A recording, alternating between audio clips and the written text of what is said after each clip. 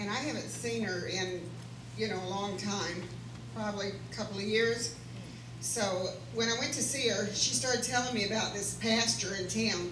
She says, she says, Mary, she said, are you still going to church? And I said, yes. And she says, well, I'll tell you, if you ever want to change churches, she said, I have this really good church, and they have a really nice pastor, and his wife is really a nice person. She's really beautiful, and it's just one of the best churches there is. So she kept on telling me about this pastor and the church, and then she says, and she says, they got a couple that goes to church there, and their name are Brother and Sister Atkinson. And I said, would that be Euphemia Atkinson? And she says, yeah. And she says, well, they are the nicest people you'd ever want to meet. And she says, but now I'm going to tell you where this church is. And she said, if you ever want to go, they'd be glad to have you. So she said, it's Brother Marlowe's church. I said, really? And she said, yeah. And I said, well, that's where I go to church at. And she didn't know that, all that time. But she just went on and on and on about this church. So, I want to thank God for bringing me here. He brought me here like 10 years ago, and, I left and went to Michigan. And Brother Marlowe, first I talked to Brother Ferris about it, and he says, oh, I don't think you should go. I think that's a mistake. I said, well, Brother Ferris, I've already made my mind up. You can't change it. I'm hard-headed, and when I say I'm going to do it, I'm going to do it. So Brother Marlowe came to me, and he says, Mary, I don't think you should go to Michigan. I said, Brother Marlowe, I've already gave all my jobs away. I don't have any other decision now but to go. So I went to Michigan. I was there a year. Of course, my sister got sick and everything, and I brought her back here to take care of her.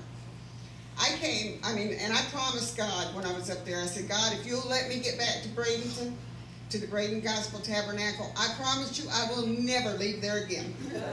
I said, because I went to churches up there and could not find a church that I liked. But I said, if you'll just let me get back there, I promise you I'll never, never leave that church. So I came back, and I started hunting jobs. God just gave me my job. I have to give it to God. I went for about 9 months without a job, and God gave me this job I have now.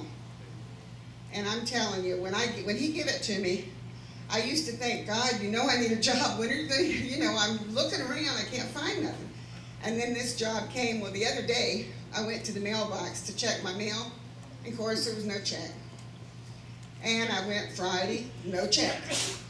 So I knew that the woman's daughter-in-law and son was in town, so I texted her and I said, can you tell me when you mailed my check?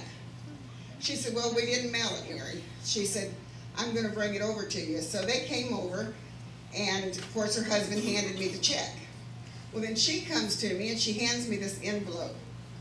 Now, I have 3 dogs that needed to go to the vet. They need to go to the vet for 30 days now. This is how good God is. After they left and I opened up that envelope, they gave me $1,000. And a note inside of there thanking me for how much, I did. And it's not me. It's God has been able, with my back, God has made me be able to do it. And I just want to thank God tonight for everything. Everything He's ever done for me.